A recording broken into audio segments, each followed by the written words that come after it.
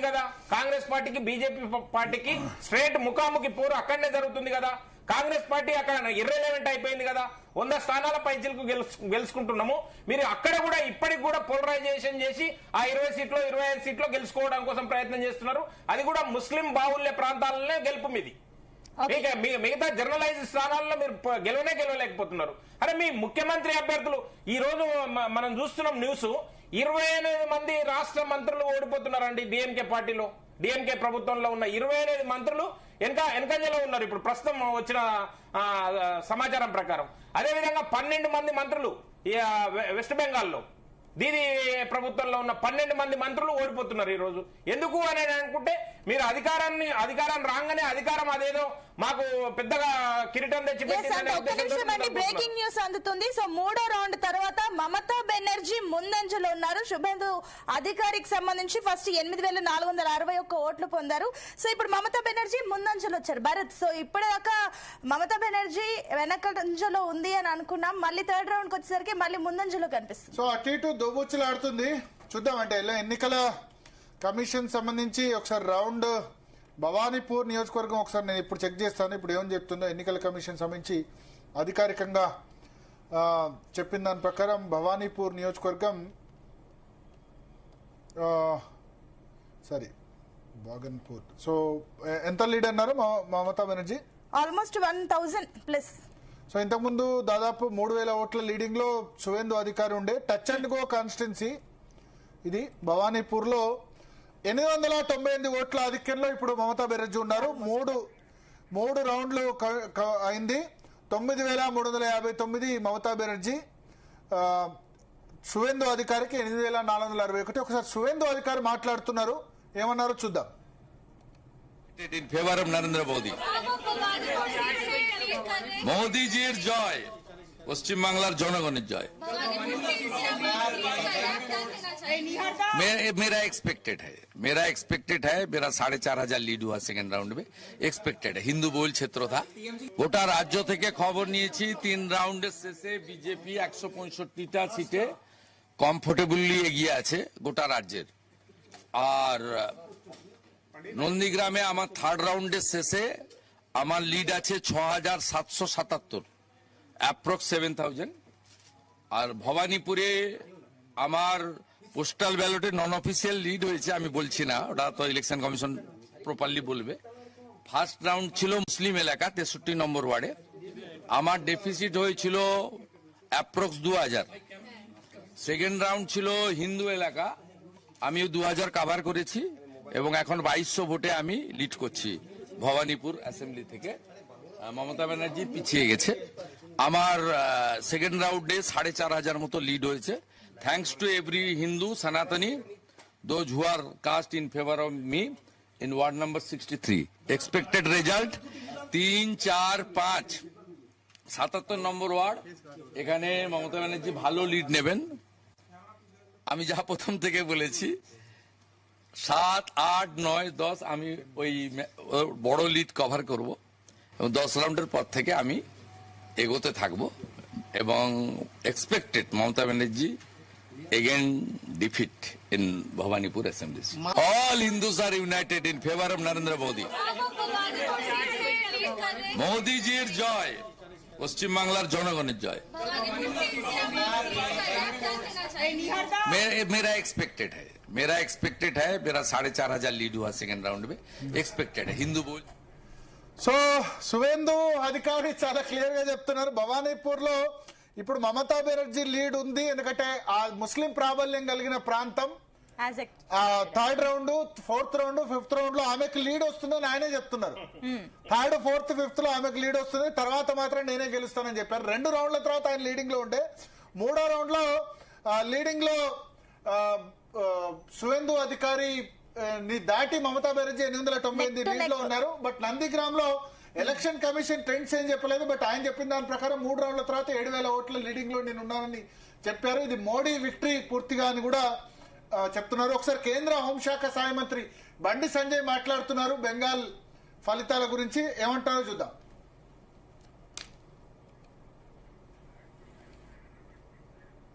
దేశ ప్రజలు కూడా ఒక విభజన, ఒకటి విష కోణాలు నింపే ప్రయత్నం చేసినటువంటి దేశ ప్రజల లోపల అయోమయం సృష్టించే ప్రయత్నం చేసినటువంటి రాష్ట్ర ముఖ్యమంత్రి రేవంత్ రెడ్డి గారికి, తమిళనాడు ముఖ్యమంత్రి ఇంకా కొద్దిసేపు ముఖ్యమంత్రి స్టాలిన్ గారికి ఇలా దేశ ప్రజలు గుణపాఠం చెప్పారు. పాపం రాష్ట్ర ముఖ్యమంత్రి ఏడిగడ ఒకటే, తమిళనాడు వేండు అవుటే, మధ్యప్రదేశ్ వేండు అవుటే, బీహార్ వేండు అవుటే, హర్యానా వేండు అవుటే. కాబట్టి నేను చెప్తున్నా ముఖ్యమంత్రి తొందర రాహుల్ గాంధీ కూర్చొని కూర్చోవాలి బాగా ఆతృత బాగుంది ఎప్పటికున్నది. తొందరగా రాహుల్ గాంధీకి ఏం తెలియదు నాకే అన్ని తెలుసు అని చెప్పుకునే ప్రయత్నం ముఖ్యమంత్రి చేస్తున్నాడు. ఇవాళ ఏమైంది, ఇవాళ ఇప్పుడు వచ్చిన ఫలితాల ప్రకారం బెంగాల్లో మేము గెలిచే అవకాశాలు ఎక్కువన్నాయి, పాండిచేరిలో మేము గెలిచే అవకాశాలు ఎక్కువన్నాయి, అస్సాంలో వారు వంచ లెక్కనే ఫలితాలు వస్తున్నాయి. ఇవాళ కేరళలో ఆ కమ్యూనిస్ట్ ప్రభుత్వం 3 సార్లు 2 సార్లు అయింది కాబట్టి ప్రజా వ్యతిరేకత ఉంది కాబట్టి అది గుడ్డిలో మీరు గెలిచే ప్రయత్నం గెలుస్తున్నారు కావచ్చు అంతే. ఆ 12 సీట్లు దేశంలో కాంగ్రెస్ పార్టీ ఎక్కడ రాసి పెట్టుకోరు. ఇక కాంగ్రెస్ ముక్త్ భారత్ అనే నినాదం ఇవాళ మేము సక్సెస్ కాబోతున్నాం.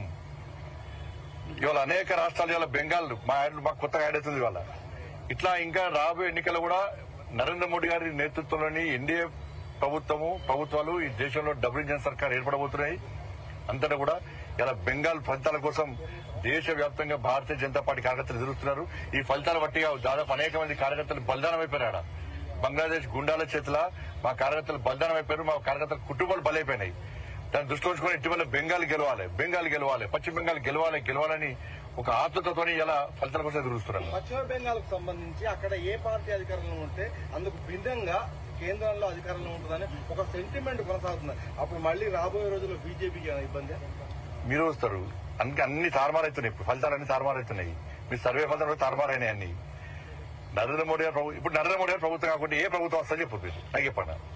రాహుల్ గాంధీ అయితే వాళ్ళ పార్టీలో మాకు ప్రచారకే రాహుల్ గాంధీని నాయకుడి లెక్క వాళ్ళ నాయకులే గుర్తిస్తలేరు. ఇంకెవరు దేశాలు ఏ పార్టీ చెప్పు.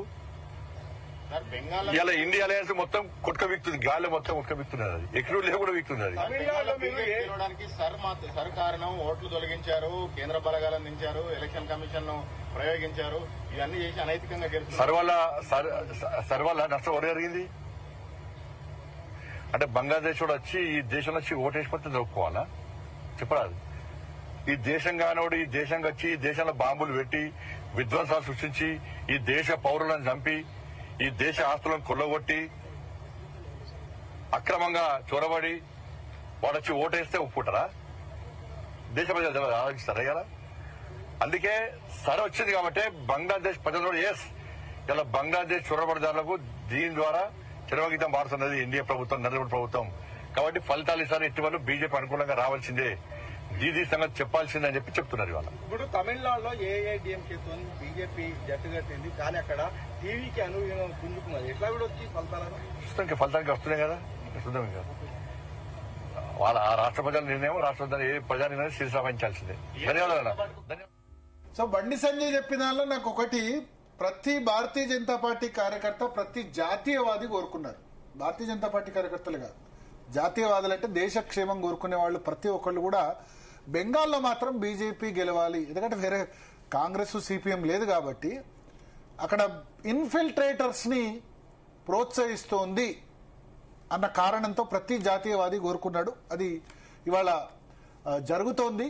చూద్దాం మరి భారతీయ జనతా పార్టీ అధికారంలోకి వచ్చింది కాబట్టి మరి అది నెరవేర్చాలి. బంగ్లాదేశ్ మొత్తం మిగతా చోట కంచె వేయాలి, ఇన్ఫిల్ట్రేటర్స్ ఆపాలి. చొరబాట్లు చేస్తే అందరూ చేయండి, ఓన్లీ ఎందుకు అక్కడ 1.6 కోట్ల మంది హిందువులు ఉన్నారు, వాళ్ళని తీసుకురండి. ఇబ్బందులు పడుతుంది వాళ్ళు కదా, మతం మార్చమని చంపుతోంది వాళ్ళని కదా, తీసుకురండి వాళ్ళని కూడా. 130 కోట్ల మంది ఉన్న దేశానికి 1.6 కోట్ల మంది భారమేం కాదు హిందువులు. వాళ్ళు మైనారిటీస్ మీద అక్కడ ఆపరేషన్స్ అవుతున్నాయి. సో బండి సంజయ్ ఇంకో పాయింట్ కరెక్ట్ చెప్పారు. చాలా మంది ఈ ఎస్ఐఆర్ వల్ల ముస్లిం ఓట్స్ పోయినాయి అంటారు. 90 లక్షల ఓట్లు పోయినాయి, హిందూ ఓట్లు 60 లక్షలు, ముస్లిం ఓట్లు 30 లక్షలు. సేమ్ అదే రేషియో, జనాభా ఏ రేషియోలో ఉంది అదే రేషియోలో జరిగింది. మా బీజేపీకి సంబంధించిన ఎగ్జిట్ పోల్స్ కూడా చెప్పే కదా, మాతుంగా కమ్యూనిటీ ఏదైతే ఉందో బీజేపీ ట్రెడిషనల్ సపోర్టర్ ఓట్సే ఎక్కువ పోయినాయి ఎస్ఐఆర్ లో.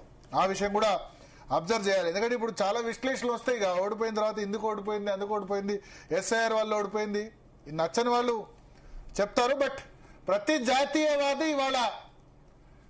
జాతీయవాది పండుగ చేసుకునే రోజు, నేషనలిజం దేశభక్తి ఉన్న ప్రతి ఒక్కరు కూడా పండుగ చేసుకునే రోజు. ఎందుకంటే ఆమె చేసిన ఇన్ఫిల్ట్రేషన్స్ ఎక్కడి దాకా వచ్చాయంటే మన హైదరాబాద్ లో కూడా బంగ్లాదేశీ కాలనీ ఏర్పడ్డది.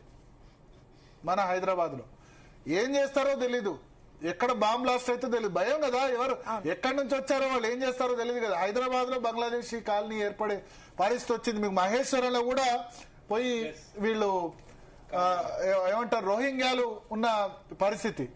సో అందుకని ఇంకా ఎక్కడికి అస్సాంను మొత్తం చుట్టుముట్టారు, ఎక్కడో బెంగాలే కాదు మిగతా దేశంలో మిగతా ప్రాంతాల్లో కూడా వచ్చేస్తున్నారు. సో అది అందు కారణంగా నేను చెప్తున్నాను ప్రతి జాతీయవాది ఇవాళ దాన్ని కోరుకున్నారు. మాట్లాడదాం. మనతో పాటు కల్లూరు శ్రీనివాసరెడ్డి గారు ఉన్నారు. కల్లూరు శ్రీనివాసరెడ్డి గారు ఏమంటారు బెంగాల్ సంబంధించిన రిజల్ట్? చెప్పండి శ్రీనివాసరెడ్డి గారు. దాదాపుగా కొన్ని రాష్ట్రాల్లో మాత్రం ఒపీనియన్ పోల్స్ ప్రకారమే వస్తుందిగా మనకు. బెంగాల్ గురించి మాట్లాడు, రాష్ట్రం వారికి వెళ్దాం. బెంగాల్ గురించి బెంగాల్లో డెఫినెట్లీ నేషన్ వైడ్ గా ప్రజలు ఎక్స్పెక్ట్ చేసిండ్రు అది బీజేపీ గెలవాలని, గెలుస్తుందని అనుకున్నారు, గెలవాలని కోరుకున్నారు, రెండు జరిగినాయి. కాబట్టి ఫలితాలు కూడా ఆ రకంగా ఉండడం ఒక మంచి పరిణామం అని చెప్పాలి. అయితే రాబోయే కాలంలో నిజంగానే బీజేపీ గవర్నమెంట్ మీరు అన్నట్టుగా అక్కడ జరిగే ఇన్ఫిల్ట్రేషన్స్ ని ఆపగలిగితే చాలా బూస్టింగ్ గా ప్రభుత్వం వచ్చే అవకాశాలు ఉంటాయి, అందులో లేదు. కాకపోతే ఇప్పుడు ఏంటంటే ఇప్పుడు మనం గత చరిత్రను చూస్తే ఒక 35 సంవత్సరాలు కాంగ్రెస్, 25-30 సంవత్సరాలు కమ్యూనిస్టు, నెక్స్ట్ 15 సంవత్సరాల నుంచి మమతా బెనర్జీ. ఇది ఒక చేంజ్, జనరేషన్ చేంజ్ తోటి ఒక కొత్త మార్పు మాత్రం కష్టంగా వచ్చింది. ఏ ప్రభుత్వం గతంలో ఉన్నా కానీ ఇంపీచ్మెంట్ చేయడమో లేకపోతే ఇంకోటి చేయడమో అక్కడ ప్రజలకు ఉన్నటువంటి బ్యాడ్ ఎక్స్పీరియన్సెస్ అన్ని రిఫ్లెక్ట్ అయినాయని చెప్పాలి. మన మేజర్ ఇక్కడ ఏంటంటే మన ఏర్పాటు చేయడం వల్ల ఓటర్ భరోసా వచ్చింది, ఒక నమ్మకం వచ్చింది, ఓటు వేయచ్చు అని ఒక ధైర్యంతో ఆ కారణంగానే మేజర్ గా మనకు ఎక్కువ పోలింగ్ జరిగిందని చెప్పాలి మనం. ఎందుకంటే 92% ఎబో జరగడం అనేది బెంగాల్లో చాలా మంది రకరకాలుగా చెప్తున్నారు. ఎస్ఐఆర్ భయంతో జరిగిందని అంటున్నారు, ఉండొచ్చు. మేబీ ఎస్ఐఆర్ భయంతో కూడా ఓటు ఉన్న వాళ్ళు ఓటు వేయకపోతే ఓటు పోతుందేమో అన్న భయం కొద్ది కూడా అవుట్ సైడ్ పోయిన వాళ్ళు కూడా వచ్చి ఓటేసిన పరిస్థితి మనకు కనపడ్డది ఏది బెంగాల్. కాబట్టి రిజల్ట్ లో కూడా వాళ్ళు ఒకటి కోరుకున్నది ఏంటంటే లా అండ్ ఆర్డర్ అని మోస్ట్ ఎఫెక్టివ్ గా పనిచేసింది భారత్. ఎందుకంటే అక్కడ జరిగిన చాలా ఇన్సిడెంట్లు, మహిళలకు భద్రత లేకపోవడం కావచ్చు, ఇతరత్ర ఇన్సిడెంట్. నాట్ ఓన్లీ బంగ్లాదేశ్ అనే కాదు, ఆపోజిషన్ కూడా మొత్తం చంపేశారు, ఏ పార్టీ అయినా పర్లేదు. అది కమ్యూనిస్ట్ సమస్య లేదు.